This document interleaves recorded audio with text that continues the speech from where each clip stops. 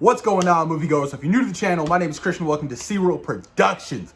Morbius the Living Vampire, you guys. Now, are you all excited for Morbius next week to tag team alongside the release for Moon Knight? Now, you guys, look, I've always been on the side of being hella hyped for Morbius until I started hearing some things, some very interesting things. You guys, apparently critics are going in on this, and the reviews, the early reactions aren't good at all. Like, bad. Like, pretty bad. I've heard that they cut some things out as well. Some things that made fans actually hyped for the movie.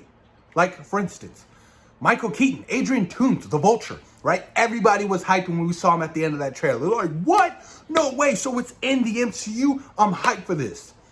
But apparently, all of his scenes have been cut except for his post-credit scenes. Don't know why, but that is very concerning. And apparently, you guys remember that whole Spider-Man murder on the wall? That was Tobey Maguire's Spider-Man suit from the PlayStation 4. Apparently, they have cut all ties to any kind of Spider-Man connection. I don't know why, but that is infuriating to me. That is so misleading for a studio to do that. I think it is incredibly irresponsible for Sony if this turns out to be true. Because now, you're kind of lying to your audience. Oh, psst, we're going to kind of ride on the high of No Way Home. We all know Tobey Maguire's back and Andrew Garfield's back. Well, let's throw this in the trailer. Let's get the fans thinking that, you know, Tobey Maguire, Spider-Man, his universe, this is his particular universe, and he could show up. That is bullshit. And I think Sony is at fault for misleading the audience and now cutting every kind of connection to Spider-Man out of this movie. If it turns out to be true.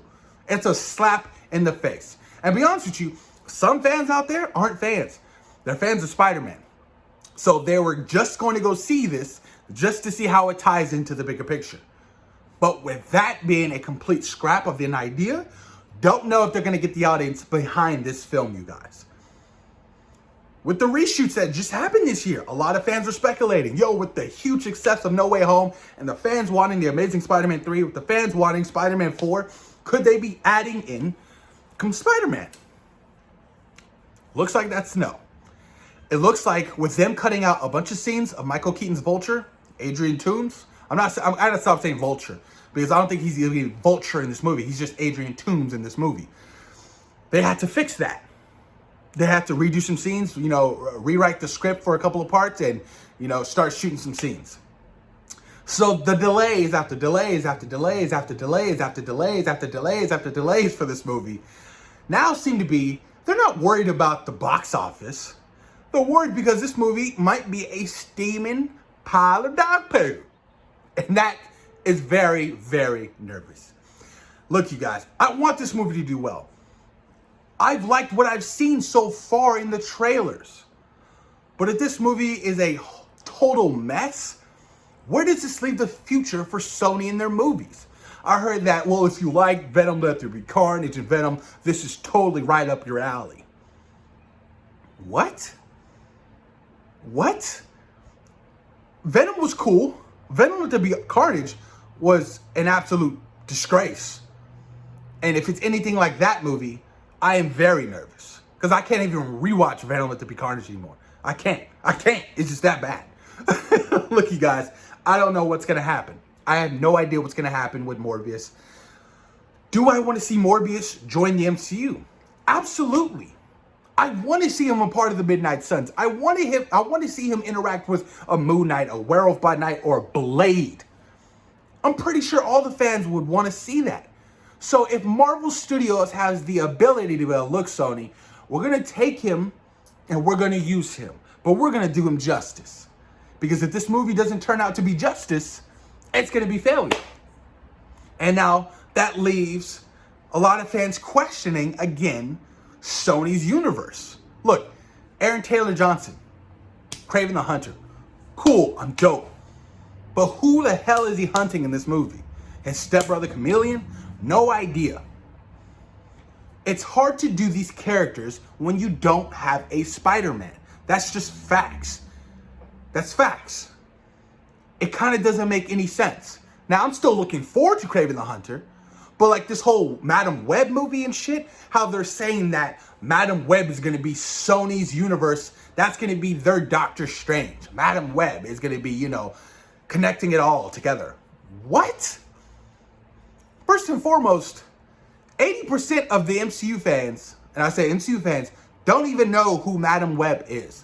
Now you have the 20% who are actually Marvel Comics fans and also MCU fans who know Madam Web, who remember Madam Web from the animated series of Spider-Man in the 90s. You're really banking on a Madam Web movie to do well at the box office? Look, don't bite off more than you can chew.